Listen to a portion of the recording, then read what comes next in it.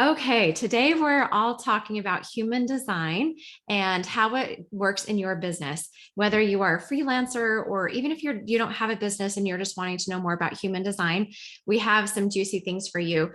Irina is actually a human design expert, and so I'd love for Irina if you want to introduce yourself. But you have an incredible story, and I love that you are a certified, if I get this right, certified transformational life coach, a business mentor, human design expert, and you yourself are a 3-5 manifesting generator, which is really awesome. So, Irina, welcome. Tell us a little bit about yourself and how you started in this whole space. Thank you very much. Thank you very much for inviting me. And I'm so thrilled to see you all nice ladies. I'm calling from Finland, so just on the other side of the planet. The way that I have started in human design was actually, it was very random, I would say, because it was 5 years ago, I think 2017, when I was already going through some personal development work, and I was mainly consuming the content that men are putting out. So everything about creating morning routines and things like this. And I remember at that time, a friend of mine talked to me about human design, and I ran a chart for myself. I tried to understand what it was telling me. And then I read, I think it was on the Russian side, actually, because I'm Russian originally. So I read something about my design. And I was like, they don't talk about me. That's totally not me. And I forgot about it. I said, that's not me. It's not true. And after that, I went through my own personal journey. I did the certification program, and it was very intensive. It was 1 year training. We were coaching like crazy. We were coached as crazy also. So in that year, I have went from one person to a completely different person. The person that emerged on the other side was completely different. And I remember at that time, again, the same friend came to me and she said, you should look at human design. It's really amazing and blah, blah, blah. And I said, okay, I'll give it a try. And I went back to that. And that was when it clicked for me, because I went through such a massive change myself, that I could really see the person that they were describing, because they were describing, I am a manifesting generator. They were describing a person that is very passionate, loves the life, loves what she does, has a lot of energy. And the first time when I read it, I had 3 kids, I was exhausted, working full time, and I was like, that's not me. I don't have that much energy. So, there was a huge transformation. But what actually got me inside the whole human design was I ran the chart for myself. I read a little bit about myself, it clicked, and I said, okay, let me test it on my husband. And it turns out that my husband is 1% of the population, the reflectors. And back then in 2018, no one, there was no information about human design. And so I said, okay, I'm on a mission to discover who am I married to. So that's how I got into human design. And the more I was learning about myself, about him, the more sense it made. And this is when I started really going through the courses on human design with different teachers. And this is when I started doing readings. And then one day I said, you know what, let me try to apply it and really follow what it says. And that is when things have really changed for me. So I've seen the transformation in myself. I see the transformation in my clients.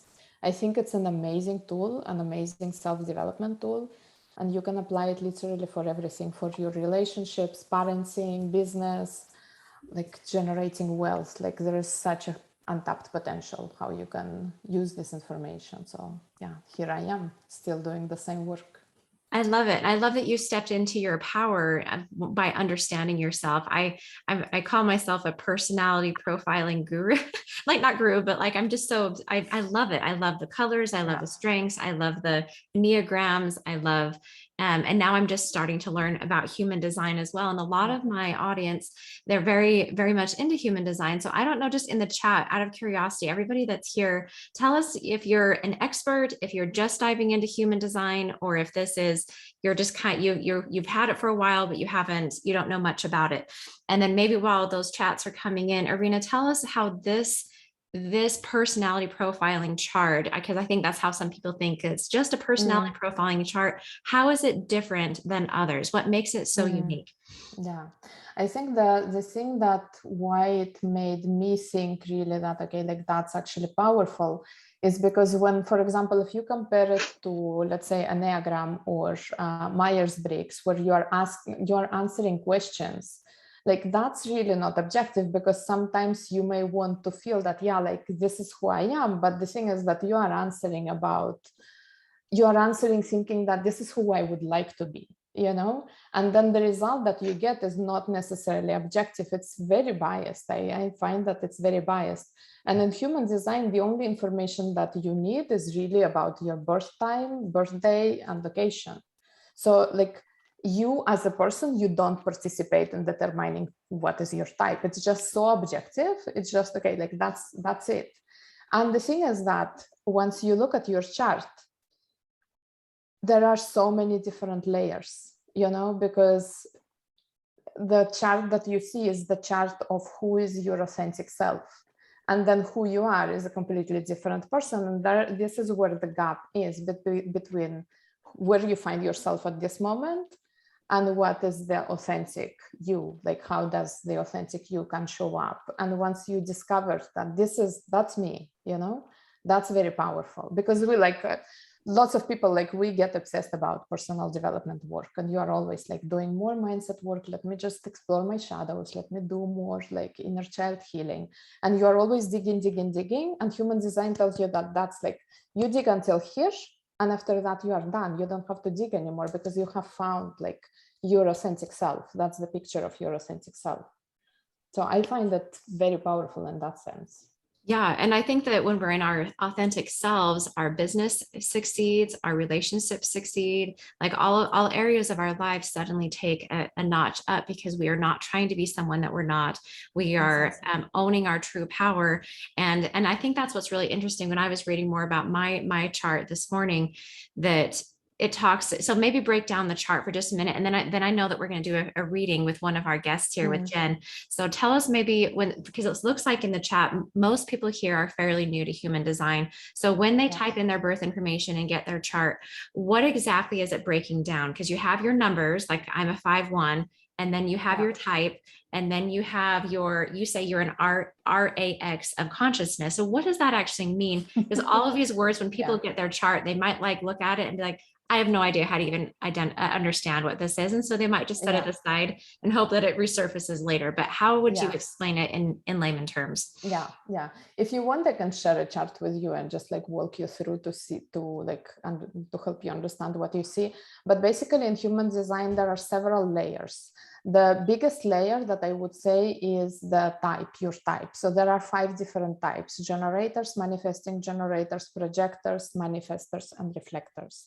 And the majority of people are manifesting generators or generators. So these are the people who have lots of energy, and they are here to create something new. So they are the builders, like if you think, for example, of an analogy of building a house, they would be the people that are building the house. But they are not building the house from the perspective of, I just have to do it, because I get paid. The ideal version of that is we are doing something that we really love. So maybe for you, for one person, it's teaching, for another person, it's writing, for another person, it's acting, but you do something that lights you up. And if you are a manifesting generator or a generator, you will notice that when you do something that lights you up, you get energy out of that. So the more you do what lights you up, the more energy you get, and the more magnetic you become. And that's like when opportunities flow into you. And with every type comes a strategy, and the strategy of generators and manifesting generators would be to respond to the opportunities that you attract by staying in your power, by being really who you are, right? So this would be like about 70% of population would be this type of people. Then the third group would be projectors, right? And I can see that there is Jamie is a projector, 6'2". So projectors are people who are here to guide. So again, like if we take the analogy of building a house, they would be the person who is supervising the people. They know exactly who is talented. So they know, okay, like you are a good painter, so you're going to paint, and you are a good, I don't know, plumber, so you will be doing the plumbing work. They are not here to do the 9 to 5, like the grinding thing. For that, you have generators and manifesting generators. We are good at that, okay? Projectors are here to guide people. They see people, they see the talents of people, they see the strengths. They can really like pinpoint you, okay, like that's like you're an authentic genius. Like I know how to put you in a team, for example, and what would be your best role. They are guides, okay? And for projectors, since they have this capacity to see you, they have to be invited in interactions, because if you just approach me and you see me and you start telling me that, you know what, you shouldn't be doing this because you are actually amazing at that. And if I didn't invite you into that interaction, I will just push you away. And projectors, very often they feel rejected because they want to share what they know. Like, this is my genius, I want to share it with you. I know like what you should be doing, why you're doing this thing. But if they are not invited in the interactions, this is where rejections come. So for projectors, being invited is a very important element. That would be the strategy, right? And there are about 20% of people would be projectors. Now, the fourth type are manifestors. Manifestors are the ones who, like in the past, they were considered kings and queens. So they are the ones who rule. They are the ones who are the trailblazers. They are the ones who innovate. So I have seen that there are a few, Dana said that she's a manifestor. So manifestors have very powerful energy. They are very imposing. They are people who like to be in control and they don't like to be controlled, okay? Manifestors are usually people who they get ideas, and whenever they get an idea, like for them, this is like we talk about the manifestor's urge. So you get an idea, you get a download, and then you run and you want to implement it. But then when the urge has passed, sometimes you can be just like, okay, like, and now what do I do? You know, I can maybe like invest, I don't know, a week or 2 weeks into a project because it just came to me as a download. But then after that, I don't know, you know, like nothing is happening. So that's uncomfortable for manifestors usually. Manifestors are here to create something innovative. Like they are really people who bring innovation, and their strategy is to inform others, because a manifestor, what they like, whenever they get a download, they just run with it, you know. And if you live with a manifestor, they can just like, I got an idea and I disappeared, and then you are wondering like, where is she? You know, like, where did she go? So for manifestors, it's very important to inform people, because by informing people, what you do is you get help. So if, for example, you came up with an idea of a project and you started it, as a manifestor, you are not designed to finish it. Like you start, you go until the point where your urge subsides, and then you pass the project to someone else. And that someone else is usually a generator and manifesting generator, right? So this is why you have to inform, because if you talk about what you do, someone will say, you know what, I actually would like to help you. And the other reason why a manifestor needs to inform is so that those people who are not aligned with their project, they can get out of their way, okay? They can say, you know what, she's not for me, I'm leaving. And that's totally fine. So projectors and manifestors, they have to know that they are not for everyone. So don't try to please every single person, because there will be those that will vibe with you, and then there will be those that don't vibe with you at all, and it's totally fine. You need to conserve the energy for those people who get you at the level of the, like at the core level, right? And then the last type are the reflectors, like my dear husband. I don't know if you have any reflectors. If you look at your chart, a reflector's chart is going to be completely white. Like there are centers, like shapes, different shapes. So all the shapes are going to be white. Reflectors are people, they are only 1% of population. So reflectors are people who see and sense the energy of the space, and they also sense the energy across time. So they have the capacity to connect past, present, future, and they see where the whole humanity is going. So just for example, when I was saying like projectors are very, like they are amazing guides and they are amazing leaders, and they can lead us into a new vision. But reflectors think or sense where the whole generation is moving. So it's not like 5-year plan or 10-year plan. It's what's going to happen 100 years from now. So they are amazing people, you know. They are very sensitive also, but also very resilient. You know, they can sense energy very easily. And their strategy is to wait. Like they have to wait for almost a month before they can make a decision, just because they are sensing the energies, they are sensing what's happening around, and they are adjusting their position so that they know, okay, like, yes, now I know. Okay, so that would be like brief introduction of the type, right? That's like the biggest thing. There are 5 types. The next level would be the profile, what you were saying, like 3, 5, 5, 1. You know, there are 12 different profiles. And of course, like I'm not going to go through all of them. But basically, if your type tells you more about the energy, like your energy and how you interact with other people, your profile is almost like a dress that you are wearing. You know, how other people see you, how you see yourself, how you position yourself.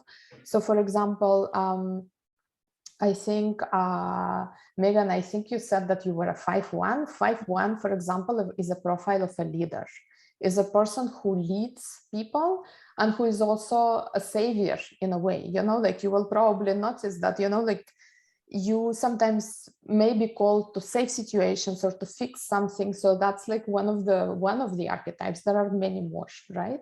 But that is one of the archetypes of a 5-1. You know, another archetype of a 5-1 is a person who can sell almost anything to anyone.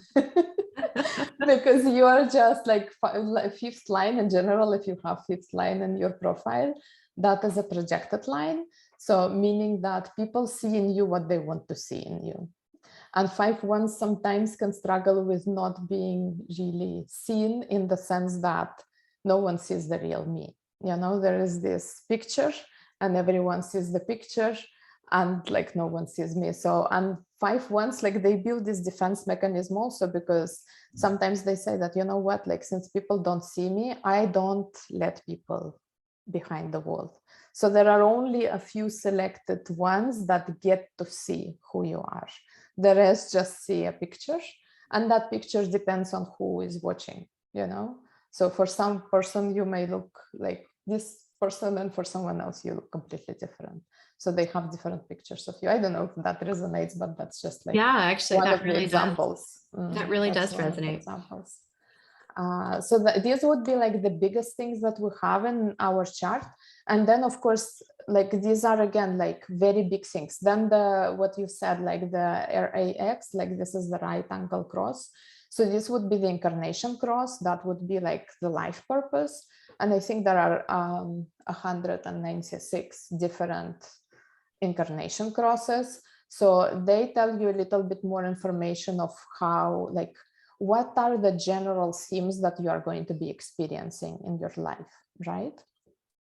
But then, for example, when we look at your chart, what we typically look is not so much on the type profile and the incarnation cross, but more on the configuration of the energy centers that are these bigger shapes, the lines that are called the channels, and then the gates that are like the numbers, and what is colored in, what is white. So that actually creates a picture of who you are. And once I remember when I was waiting for one of my kids in the car, you know, I said that, you know what, let me just calculate what's the probability of 2 people having the same chart. And I think like I didn't calculate all the possible points, but at one point I got to the point of like 1 out of 7 billion people. So it's like, you are really unique. Unless you are twins, you know, then you will have the same chart. But even then, the conditioning and how exactly you will be conditioned and how exactly you will perceive the energies will be different. But really, like having the same chart, it's like very, very, very rare. So we don't have to pretend to be anyone else, because we are our own unique, like we occupy our own unique place in the puzzle of humanity. So I think like this is so empowering, you know, because you don't have to pretend to be anyone. Like you are unique and you can just embrace it and live your life and run your business. You know what's so huge about what you just said? If you said 7 billion, there are about 7 billion people on the planet. So there's only one Exactly. of you, like you just said, which is really, really Yeah. cool. And I think that's why I like this um so much, why I like this profile versus so many others. Even though there's so many really wonderful ones and I love all of them for different reasons, this one, it gets almost like hyper specific, and you can be unpacking the layers of it your whole life trying to understand it, which is really cool. So I love this, and I love that we can really get more specific on how we can show up more authentically with our business, with our families, with our kids, with our personal relationships. And I know that you actually do a lot with helping people to identify their niche in their business based on their profile. And so do you Yeah. want to talk just for a second about that? I know that we have a Yeah. lot of business owners here, and why I think I see a lot of even freelancers or business coaches really struggling with identifying where they should focus because it doesn't align and they don't realize it with their authentic self. So do you want to speak on that for just a second? Yeah. Yeah. I think like niching is actually like one of my passions, also because that was probably one of my biggest struggles, like if you, let's say there are these beliefs that you have to have a specific niche and your niche has to look in a specific way. And I never understood it because as a manifesting generator, like people who are, for example, manifesting generators, they are described as multi-passionate people. So you have lots of different interests. And when we are running our business, we either try to fit all those interests into one business, or we try to choose which ones I will cut away so that I can narrow down on something specific. So the struggle is always like, okay, if I go too broad, it's too broad. If I go too narrow, I feel like I'm not incorporating half of what I can do. So the struggle is really real in that sense. And that is what drew me into like talking and teaching people about niching.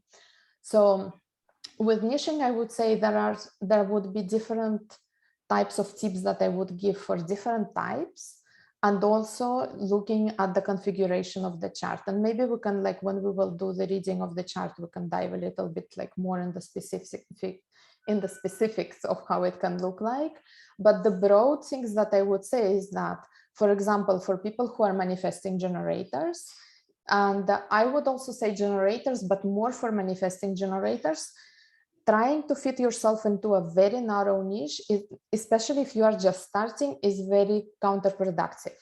So I would say, like, if you are a manifesting generator, choose a broader audience, and then develop your business model so that you can test different types of different types of offers to different types of audiences, and so that you can figure out, okay, like, this is the thing that pulls me.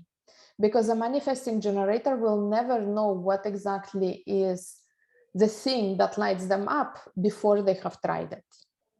Okay, the same applies to generators, but generators, typically for them, it's easier to go into one direction. Manifesting generators are just spread over, like, all over the place, So instead of trying to put yourself into some sort of narrow box, I say go broader, choose wider, test different offers, and then see what sticks to you. Not only what sticks to clients, what clients are buying, but what is it that you feel like, okay, I want to be working on that. Because one of the other things that, again, like for manifesting generators, what happens for them is that they get tired of offers. So once you put it out, you're just like, you know what, I'm done. I don't want to do it anymore. So see what sticks for you and what is it that you want to keep doing. Generators sometimes can also like spread themselves too thin, but that would typically mean that there's lots of conditioning and they are just scattered, because for the generators, the best use of their energy is actually like channeling into, let's say, one program or one thing at a time. That would be the best use of their energy, because a generator has to master something. They can master several things over the course of their lives, as long as it happens sequentially.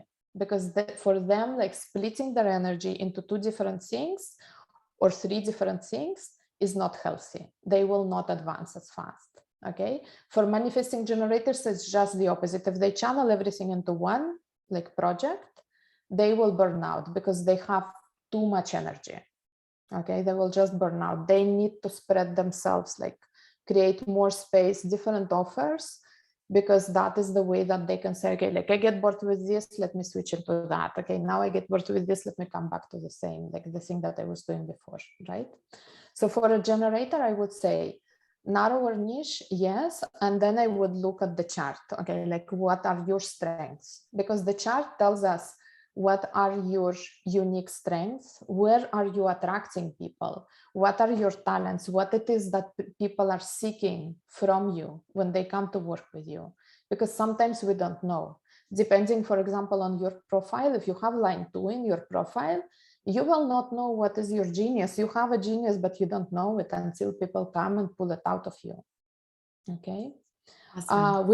With projectors, for example, I would say narrower niche the best. The narrower is the niche the best in terms of how big it is. And again, there is a genius. Like in a projector, there is an area that they are very good at. So looking at the human design chart, we can say, okay, like that is the area where you are good at. So let's work. How do we define the niche? For manifestors, I would say the concept of niche is actually like very restricting. So if you're a manifestor and you have a specific, like very narrow niche and it works for you, amazing. Don't change anything. Don't listen to me. But if you feel like, okay, like my niche is not working, maybe you should, like, maybe a tip would be try different niches, because you get these downloads and you have to follow more the downloads than a specific structure. You know, manifestors are not designed to follow any structure. They are kings, you know, they are the ones who create the structures. So I would say that. And then like we don't have reflectors, but for reflectors, I would say also like narrow the niche, but broaden the scope of what you do. You know, it has to be bigger. You are selling as a reflector, you are selling the vision. You are not necessarily selling a specific product. You're selling an umbrella as a vision, and then there might be different offers under that umbrella.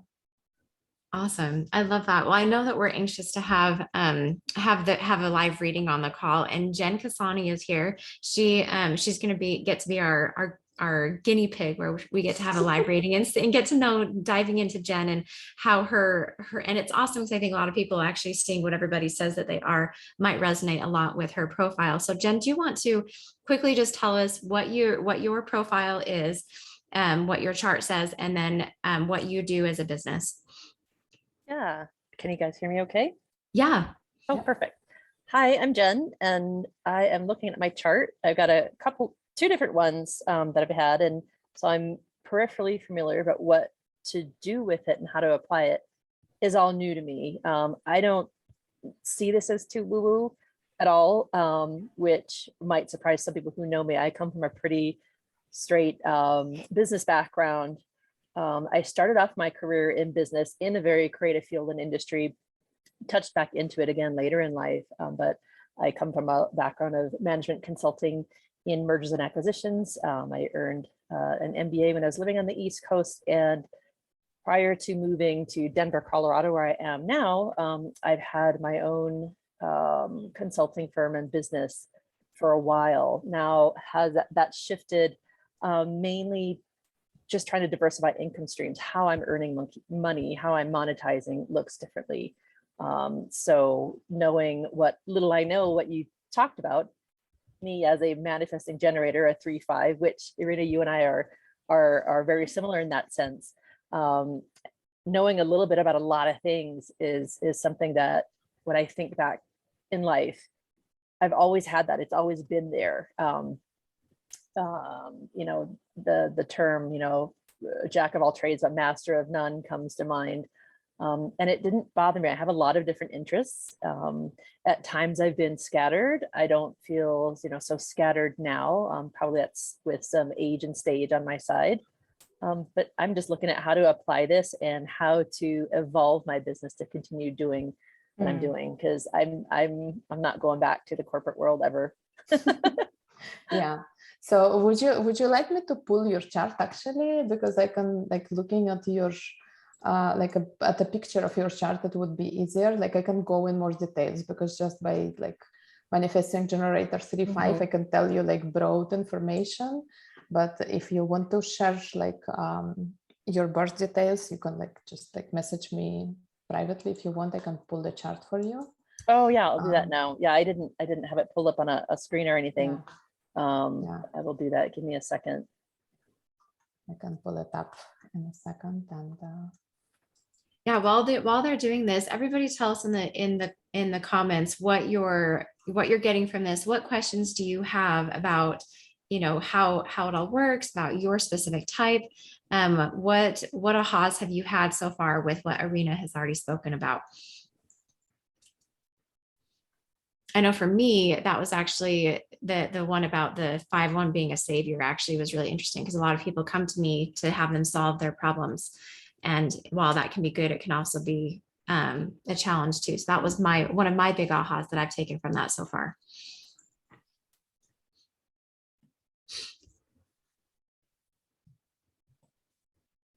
Donna says, it's amazing the way she spoke about the 4 type. I read about them in a different way.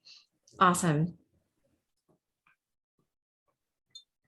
Yeah, and even just knowing like the different types, like mine is a pure generator. And so that's something I want to go look up a little bit more.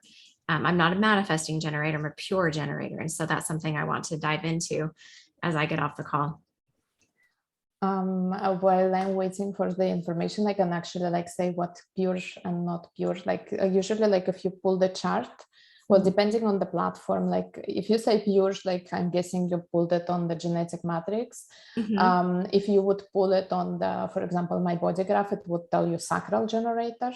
So that is your authority. That is what guides you when you are making a decision. So that's also like an important element of the whole picture of who you are, because that determines how you're making your decisions. So if you are pure or sacral generator or manifesting generator, it means that you have this gut feeling that tells you, yes, something feels good, or no, something doesn't feel good. And you can 100% trust that feeling. Okay. So that's this, you know, like it feels in the belly. Sometimes it feels like for manifesting generators, sometimes it feels like a kick in the butt, I say, you know, like when you want to jump out of chair and start running, you know. So it can also feel like this warm feeling, like, yes, I want it, you know, like the feeling of this, like the sensation of desire. And that would be a yes for you. A no for you would feel like, oh, like, please. That's very true. Exactly. So you can trust that. The others, some other like very common authorities would be, it's called an authority. It's an emotional authority, and every single type can have an emotional authority. An emotional authority is a person who, if they make decisions when they are extremely excited about something, or when they are really like sort of, oh, I just feel like completely drained, these would not be the right decisions. So for example, this typical advice that sometimes people say, if it's not a hell yes, it's a hell no, that doesn't apply for emotional people, because for them a hell yes means that they are riding the emotional wave, and they can definitely not trust that, because they are just like riding on this excitement. And then if they do something on that excitement, that they like the day after, they wake up and they are like, oh my God, what have I done? So for emotional people, if you have emotional authority, you have to get to the point where it feels like almost like indifferent, like I don't really care, you know, that's your calm state. And from that calm state, you can make a wise decision. Awesome. Okay. Jen, were you able to send your birth information over? Yes. Okay, awesome. So let me just put it inside so that we have that. And I love reading everybody's comments too. People in the chat are saying, a lot of mine feels accurate. However, I've lived my life like a manifesting generator my whole life, and find being a pure generator more difficult. Joanna says it's making a lot of sense. She explains it in a way that makes me want to look into this further. And by the way, Irina does one-on-one readings and other things like that too. So you can, and I think you even have a course and other things that we'll talk about in the end. So if you're like, man, this is something I really want to know more about, there's other ways that you can get more information with Irina too. Yeah. So may I share the chart? Yeah, go Megan? ahead. Okay. So I'll share the chart. I'll put you here so that I can see you also. So so Jen, you would be an emotional manifesting generator 3-5. And I was actually, like you said, that you feel like a jack of all trades. I was thinking that you would have this line, the 35-36, the channel, but it's not there because that would be like the channel specifically of the jack of all trades. What I can see here is that there's lots of leadership energy and there's also lots of busy energy. Okay, the channel 2034 is the channel of charisma, and that makes you the true manifesting generator. Okay, like I'm not going to explain like what exactly does it mean, but if there are like manifesting generators and manifesting generators, you are the manifesting generator, really, because that connects your sacral energy, the energy that creates this unstoppable life force. That is the channel that connects your unstoppable life force with the throat center, and the throat center is the center of not only expression but also of manifestation. What does it mean in plain language? It means that whenever you get inspired and you get in flow, you create things very quickly, you manifest things very quickly, you know, and you may feel very busy when you are doing these things. When you get in flow, you may feel very busy because the flow of energy is so potent. And sometimes let's say the disadvantage of having this channel defined would be, or actually not a disadvantage, I would say like a caution word that I would say. Sometimes it can feel like I just need to be busy for the sake of being busy because there is so much energy that is flowing.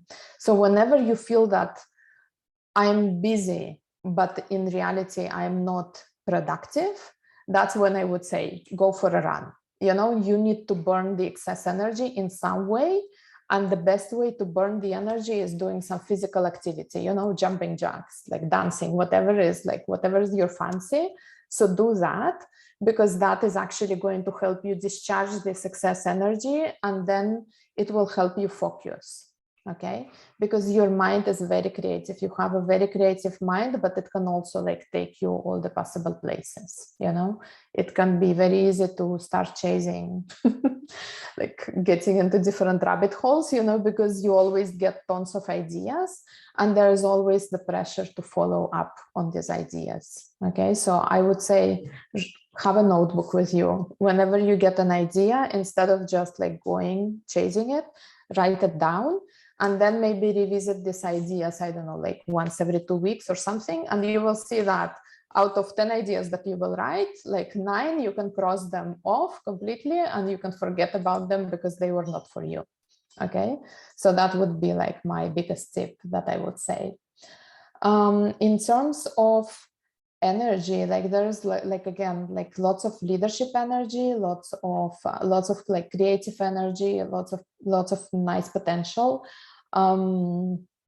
What I would say here specifically, like maybe like going into your profile, for example, 3-5 profile is a very optimistic person, you know, because the third line is the line of trial and error, but in a good sense, you know, like you discover the way, you discover life. You don't want to read about life in a book. You want to go there and you want to live it, you know, and then you fall down, you scratch your knees, you get up and you keep going.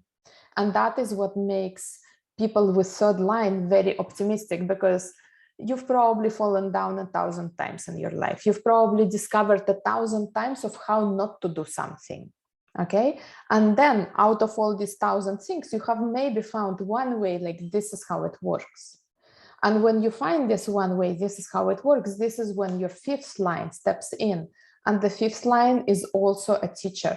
This is when I want to share this information with others. So you learn things, you gather experience, and then you bring it to others and you share it with others. And you have this beautiful capacity to listen to people, you know, like you'll probably find yourself attracting lots of people who come and share their stories with you, even though you don't necessarily ask for it, you know, and you have this capacity to listen and to filter through everything that they say, and yeah, and just like make derive conclusions from there, you know. There is something happening in the chat, so I'm curious to see. Jen, does this resonate so forever. far? Does this resonate with you, Jen, so far? Yeah, so far it's interesting seeing. I've like I said, I've got two different charts that kind of say the same things just differently, and the level of detail on this one is interesting as far as going further into the design and personality section. So I'd love to understand a little bit more about those. Yeah, so the design and personality, you mean these ones like the rows here, or these ones here on the left, like the brain, personality, motivation? Yeah, definitely all of them, because like the symbols I don't know what the symbols and numbers mean on the design and personality side on the right. Yeah, little boxes, which is definitely interesting too. But on the left, it stands out more as far as brain determination, cognition. And then down there, looking at like transferred motivation and transferred view. I'd love to understand those, because it's as from my experiences, it's that pleasure pain principle. We're either running towards pleasure and away from pain, or a different combination of all of them, and people are motivated by such different things. These are so just like these numbers, these ones are the placements of planets. So in the moment when you are born, the planets were in different positions in the sky, so this is what it represents. Like the way that it I can actually show you how it looks. And let's see if I actually nail the chart, because I never know. I didn't. Okay, it doesn't matter. I'm not going to try it because I never know which chart to look. But there is a way to see a mandala, I think it's called here. So if you know astrology, for example, right? This is the astrological wheel. So the placements, the black, whatever you see in black, like these planet symbols, these are the locations of the planets in the sky in the moment of your birth, right? So in human design, the wheel is separated in 64 gates. So the whole wheel is separated in 64 gates. Instead of the signs, we are dealing with gates, right? So that's like, this is where the planet symbols come from, and the numbers, these represent the locations. Now, this is the birth, like your birth date, right? Like this is the moment when you were born. The red side represents, in human design, we say that this is when your soul has been born. And that happens before you are born. It's about like 88 days, I think they say. So this is your unconscious side. This is the side of the body. Sometimes we talk about body, sometimes we talk about design, and sometimes we talk about unconscious energies. These are the energies that other people will see and recognize in you. But for you, like depending on your age and like level of self-awareness, I noticed that it actually varies for people. Sometimes you may notice these energies, and sometimes you may just feel like, okay, like that's not really describing me. Okay, but other people will definitely see you like represented by these energies. These ones, like the black ones, are more conscious. This is what you would be aware of. Okay, so for example, the power, you actually have lots of energies that are like double. So there is only one, okay, not one, I see several places where like the gate is defined only on the design side. Okay. Now, these things here, what you see in the left side, brain, determination, cognition, personality, motivation, these refer to these arrows and the numbers below. These, I would say that this is like, if type and strategy is human design 101, these would be very advanced human design, okay? So I typically don't talk about these things. Why? Because sometimes it's difficult to get to them, like to understand them, if you have not been practicing human design, you know? Sometimes people can take it as, okay, that's a prescription, this is how I should do it. But the human design, like one of the things that we always say in human design is that it's not designed to box you in. It's designed to empower you.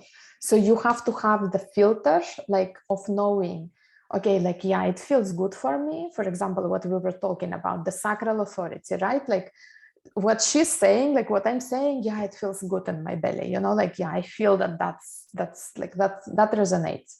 But if you just buy everything that I say, like completely without any filters, then subconsciously you may limit yourself and you may think, okay, like she told me that I have this thing and hence I don't have that, and hence this means that I cannot do X, Y, and Z.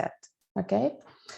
Now, specifically, like what does this motivation and view and this type of things? I guess you're asking because maybe the worst resonates, so that would be curious if they do. The way that this arrows in human design work is we have the arrows on the side of the body, okay? And that basically, in general terms, what it tells us is how we are designed to eat, how do we process information, how do we process food, and which environments are healthy for us.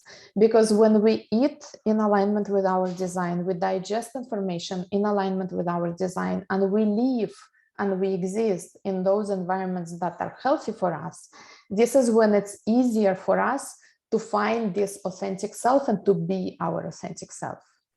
Okay, so in your case, for example, your let's say your environment is kitchens. Kitchens can be seen as literal kitchens. Okay, so maybe it's a person who works in a kitchen, you know, like a chef or something. But it is also like, think about kitchens as a place where you are mixing different ingredients and you're creating something new.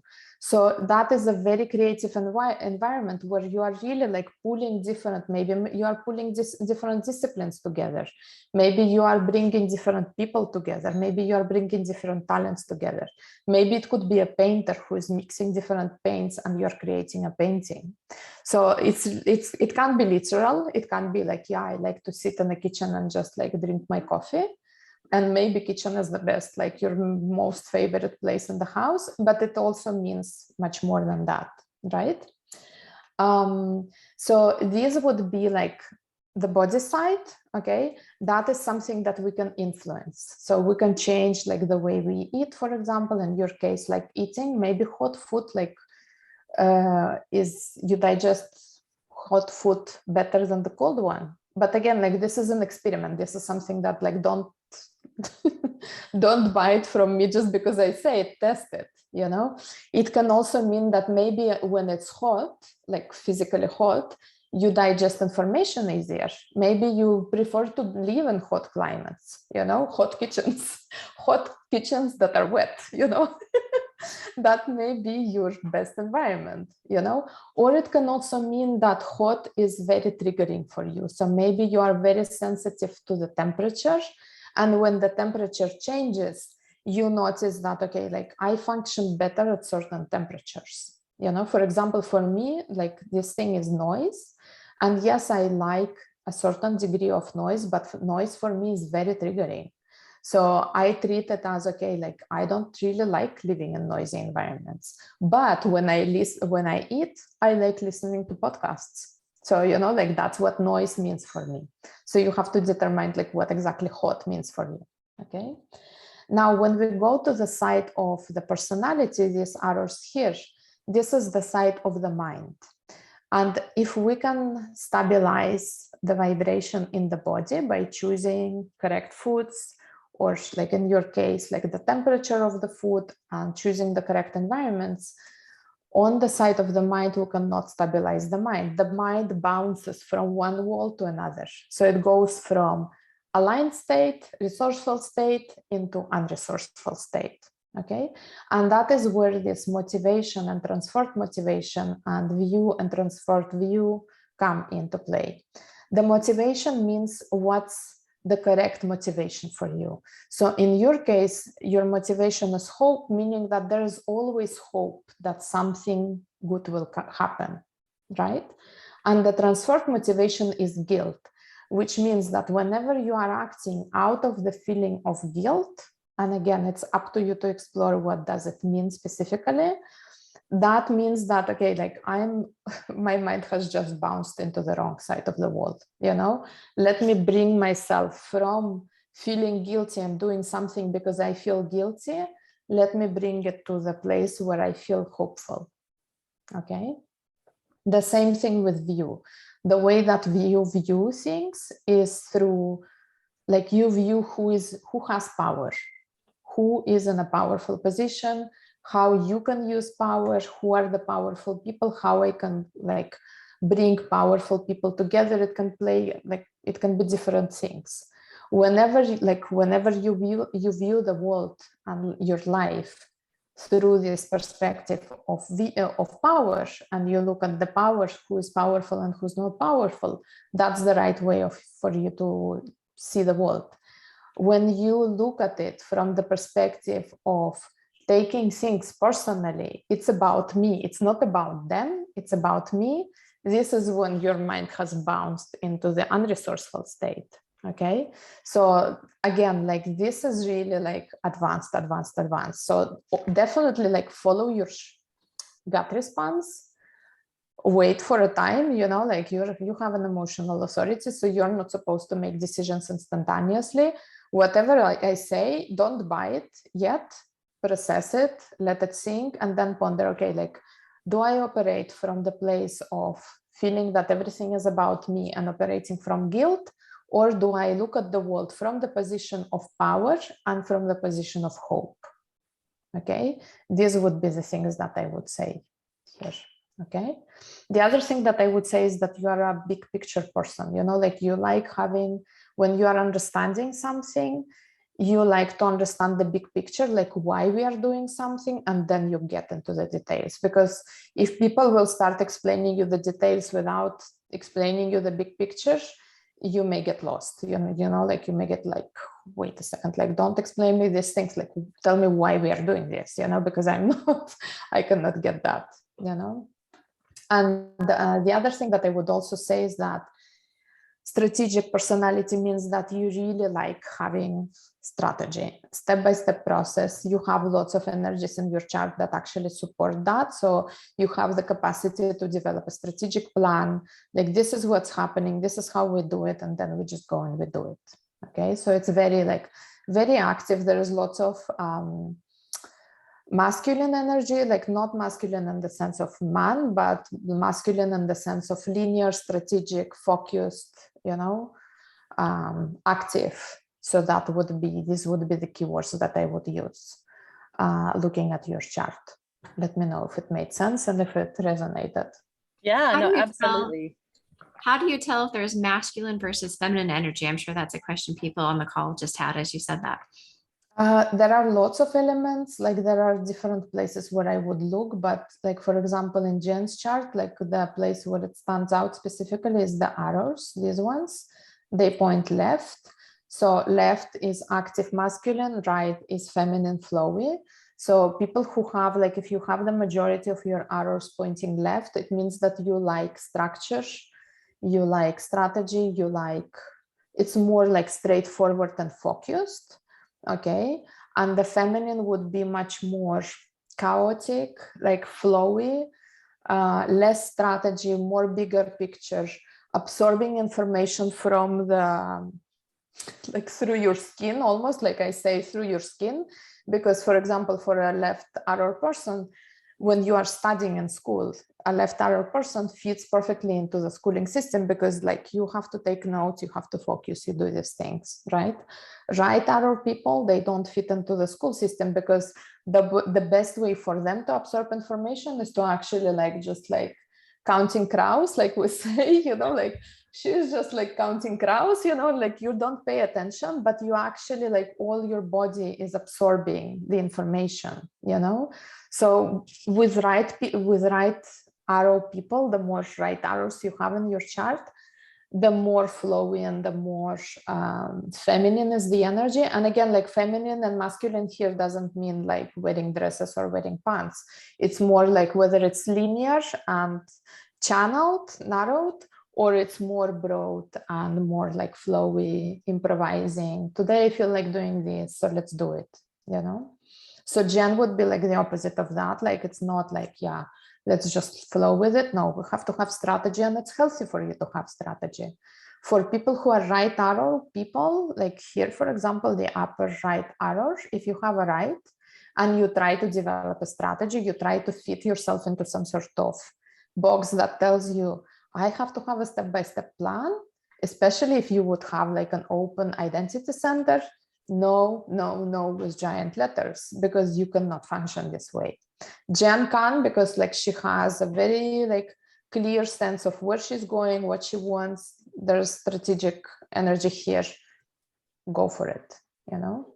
There's also like lots of leadership energy, storytelling energy, yeah, like skills, really like straightforward, you know. Yeah, this is really interesting from anyone who, you know, maybe make a reaction or put a comment if you have or know your strengths.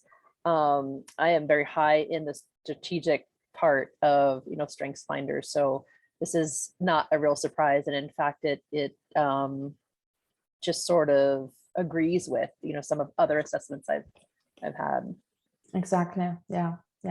Very cool. Yeah. Well, I love it. And I know that I feel like there's so many layers that we could probably be here all day and still not cover everything. And so I would love for Irina, for the last couple of minutes, do you want to just tell everybody can find you and work with you? I know that there are a lot of people wondering, I need more. How can I get more?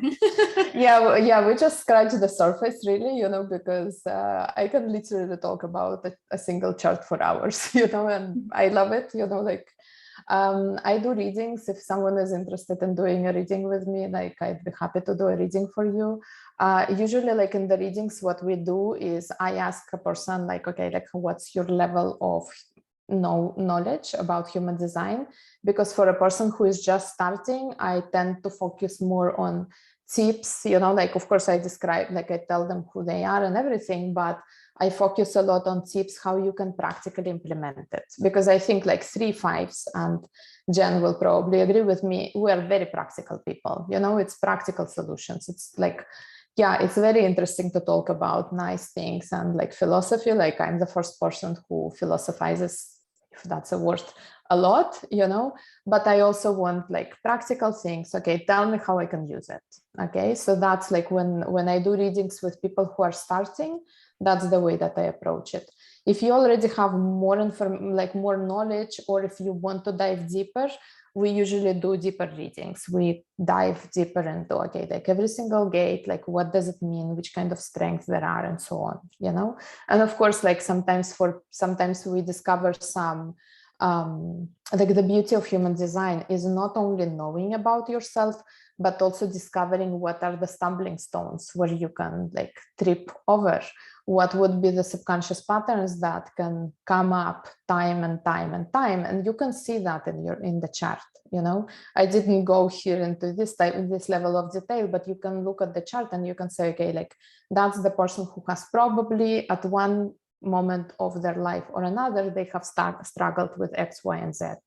Okay, and this is where I can bring my life coaching skills, and we can actually work through these things, because you can see it.